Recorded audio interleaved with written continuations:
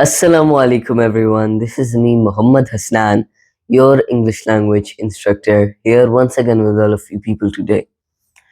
I wanted to talk about something really interesting real quick today, which was about getting a degree and education as a whole.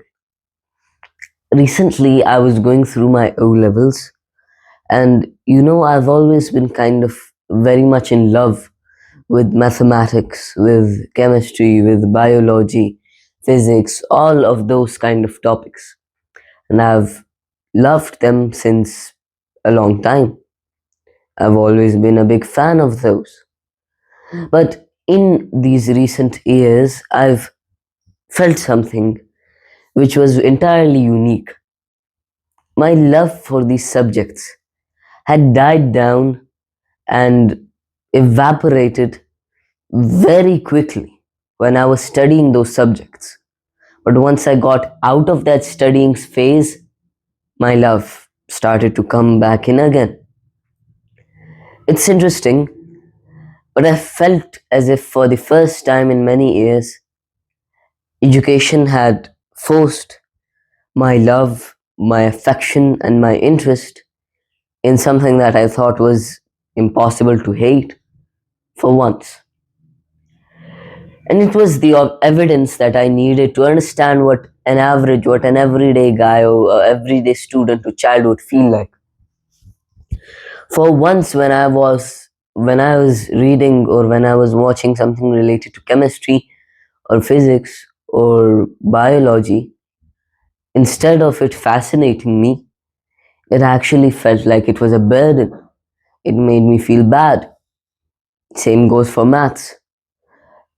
When you start chasing the if I can and if I cannot, you never are able to succeed in life.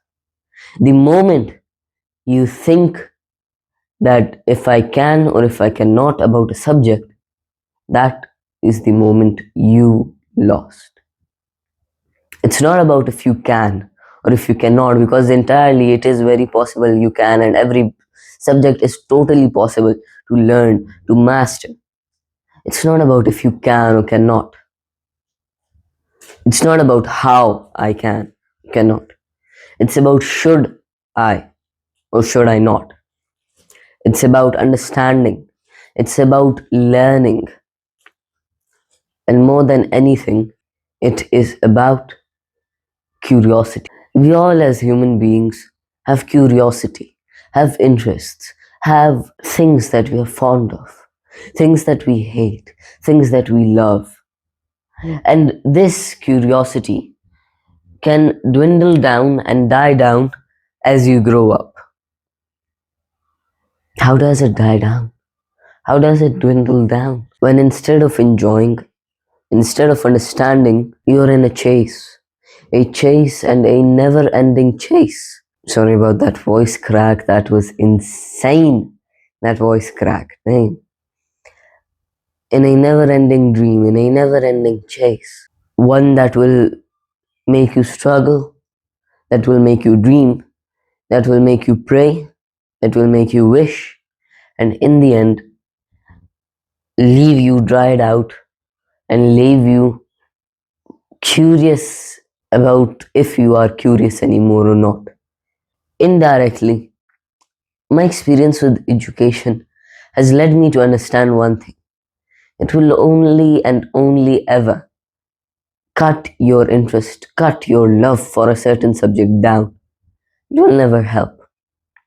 Learning about math, I was learning about the quadratics and the linears and the 3D trigonometry and all of those kind of topics.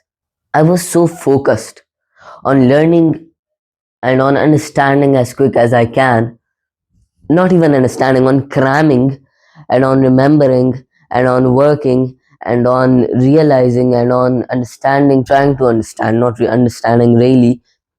And again, we come to the same point of asking myself if I can or if I cannot, that I never wished and I never stood to ponder, should I?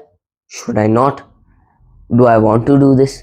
And that wasn't even the main question. But when I finally gave my test for maths, for the first time, I actually felt like, wow, it's really interesting how you can take an imaginary equation, because I can say x or y or whatever it is that is in the equation, it's imaginary, it doesn't exist, it's not a real number. And you can somehow find a method to use that x and use that formula and use all of that to take out the actual number that x is. May it be, for example, x is this or x is that, but still you find an equation or find a number or find a digit for x.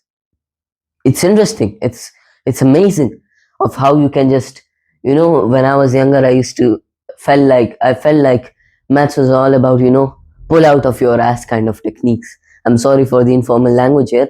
It was all, things that when you look at it, it's just like, what is this? What am I looking at? Who even came up with this? How does this even exist? It shouldn't theoretically be possible. But once you actually get to understand it, you're like, wow, that does work. Even though it's like 90% imaginary and 90%, if I actually used it, I wouldn't even understand how to apply this formula. Like, let me ask you, who actually understands how to use quadratics in their daily life?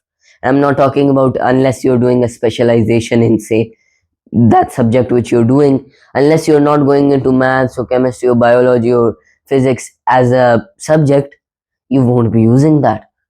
So you can't really understand, you don't, 99% of students don't even know how to use those things in real life. So it's interesting how it's so amazing that we as human beings have come up with such things, but our curiosities have been so dwindled and so died and so dead and so so dead that we cannot even understand the miraculous and magnificence of the things that we are working with and the topics that we are covering and the ideas that we have generated. It's magnificent, it's interesting, and more than anything, it's a really, really sad tragedy. That is all for watching. Thank you so much, and Allah Hafiz.